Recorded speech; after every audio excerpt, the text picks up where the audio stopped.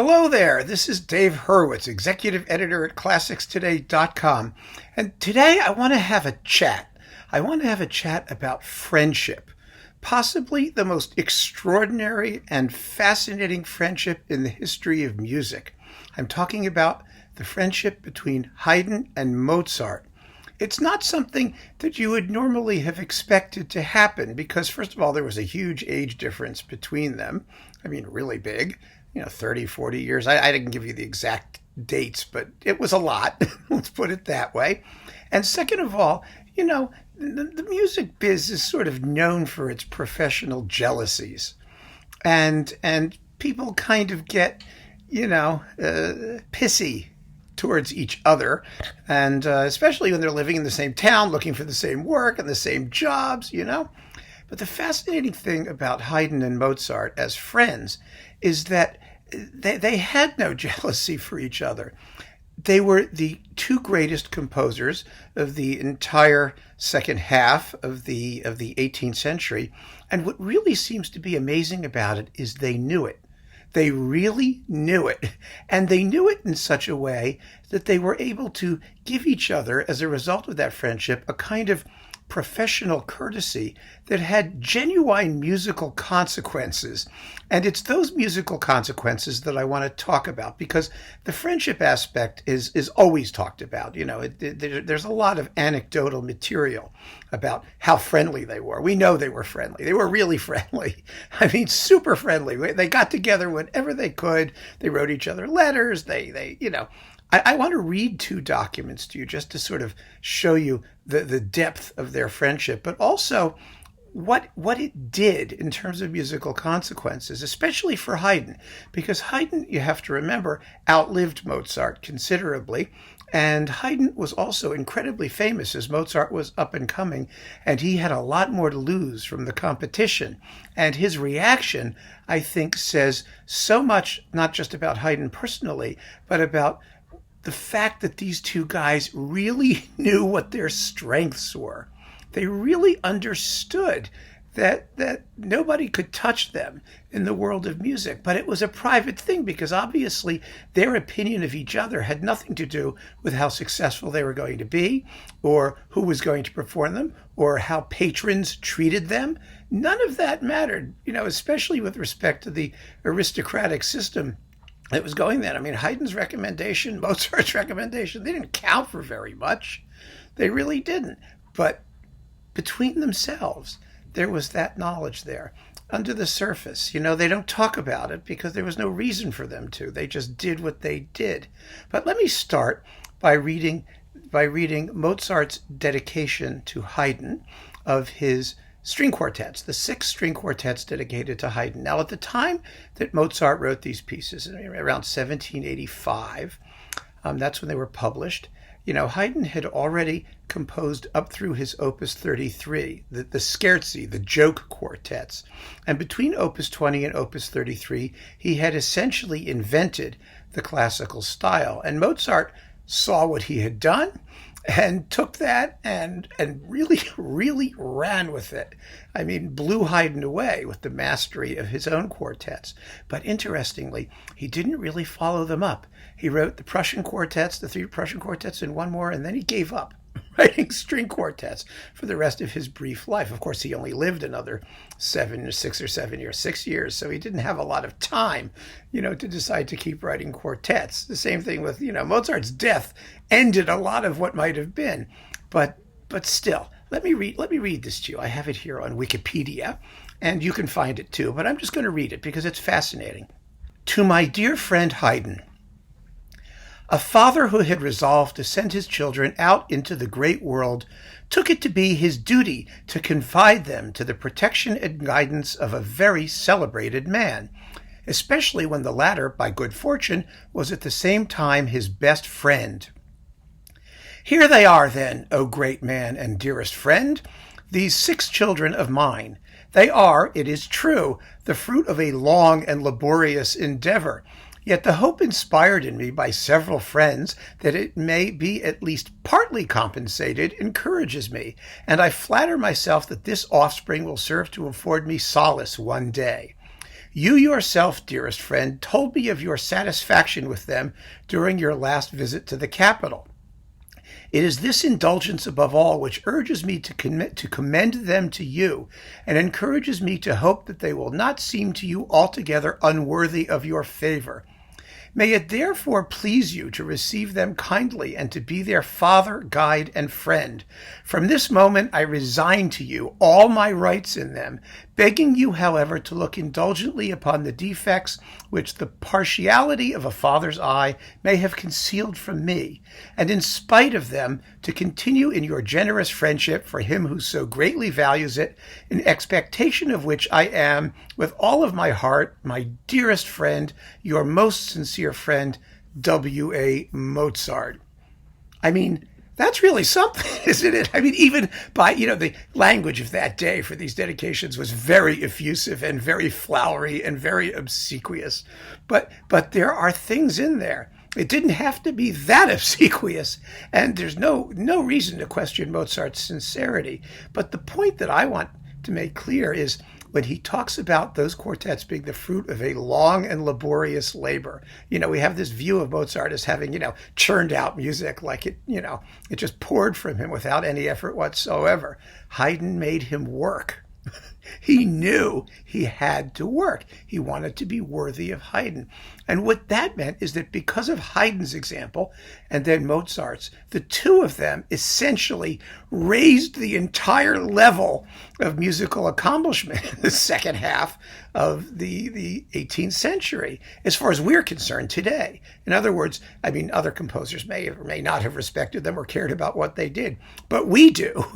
And we only want music that rises to that level. And the composers who took up the challenge, like Beethoven, for example, it meant that music had to evolve. It had to develop. And it happened because Haydn and then Mozart, and together, did it. They did it in a quiet, friendly competition with each other.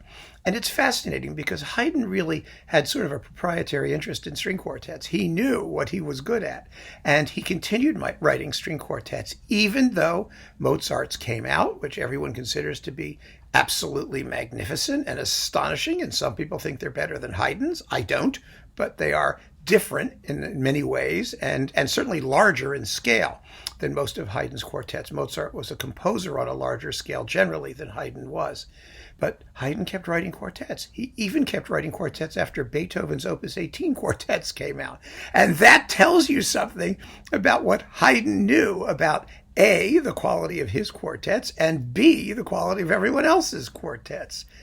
It wasn't the case with opera. Not at all, because when it came to opera, Mozart was the king of opera, and Haydn was the first person to say so. Here, this is in my book, Exploring Haydn, which I assume you have all read or are about to. Here is Haydn's letter to Franz Roth, who was an impresario in Prague, who had asked Haydn for an opera buffa. And Haydn writes, "You ask me for an opera buffa, most willingly if you want to have one of my vocal compositions for yourself alone.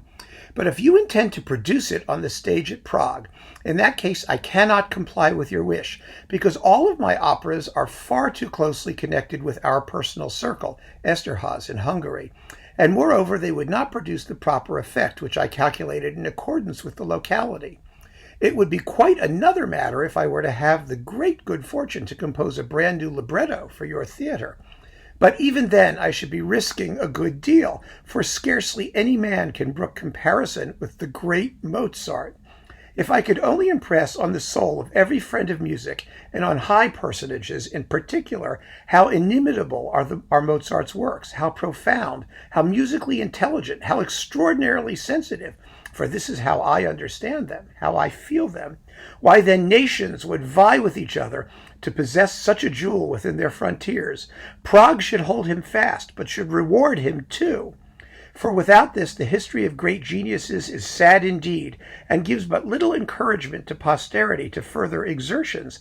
And unfortunately, this is why so many promising intellects fall by the wayside. It enrages me to think that this incomparable Mozart is not yet engaged by some imperial or royal court, Forgive me if I lose my head, but I love the man so dearly. I am, etc., Joseph Haydn. Well, so what happened? What happened as a result of this was that Haydn did not compose the opera for Prague. Mozart was writing Don Giovanni around then, I suppose, for Prague. It may have been a little earlier. Again, my dates are always foggy.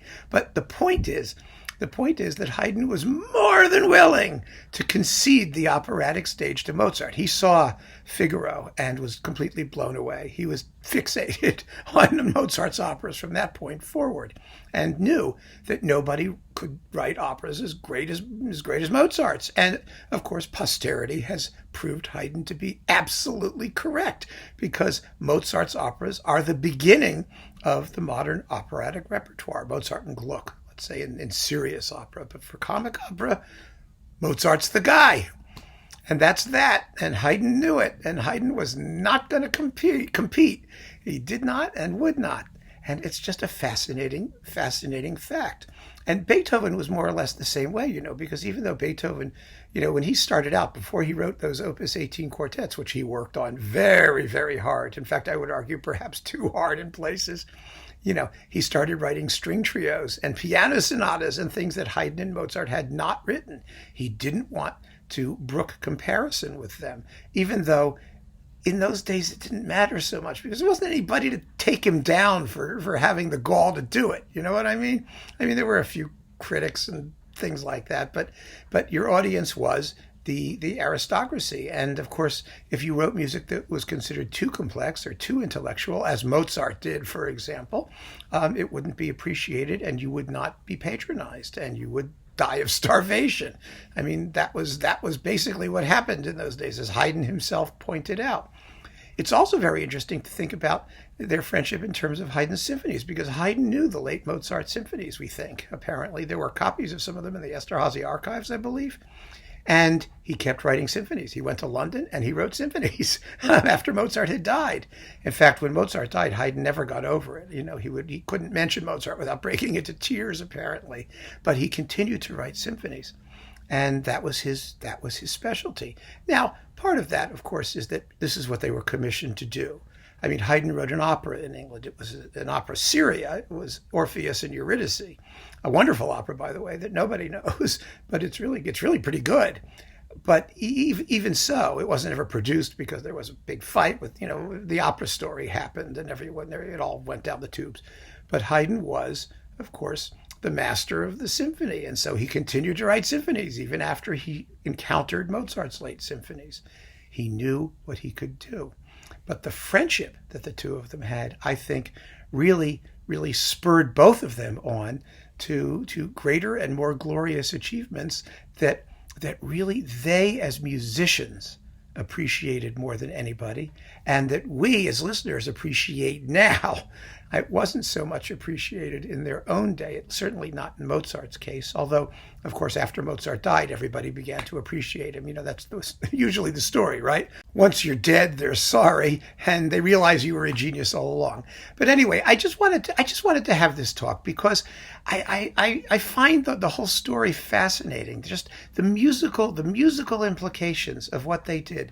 Mozart was the concerto composer par excellence, right? He invented the modern piano concerto. Haydn didn't. Haydn wrote a couple of very attractive piano concertos, but never took the concerto form seriously, except for one, his late trumpet concerto, which he wrote sort of on a lark. It was a one-off, and it's for a weird instrument. It's the greatest trumpet concerto anyone ever wrote. But that was it. Haydn let Mozart write the concertos. Mozart was the concerto composer to end all concerto composers. He was really better at concertos than he was at symphonies, you could argue, although Mozart was arguably great at everything. These are the kinds of things that we don't think about very much, but it was the friendship between these two men that in so many ways molded musical history, changed our perception of what great music should be or could be, and influenced generations of composers coming later.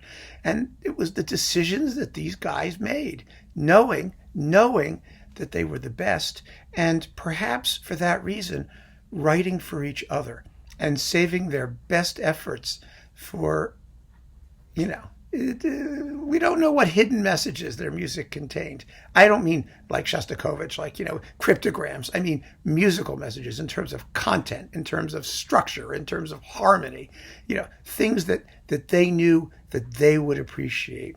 We can't say whether those were intended for one or the other, but what we can say is that because of them, our perception of what constitutes great music changed completely. It's amazing. It really is.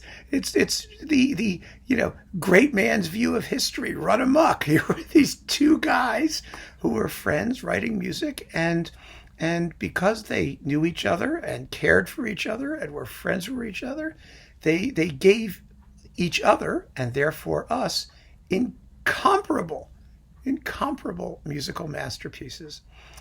And that's the talk, folks. I just hope you find that interesting. It gives you something to think about. Just think about it, and keep on listening. Thank you, and take care.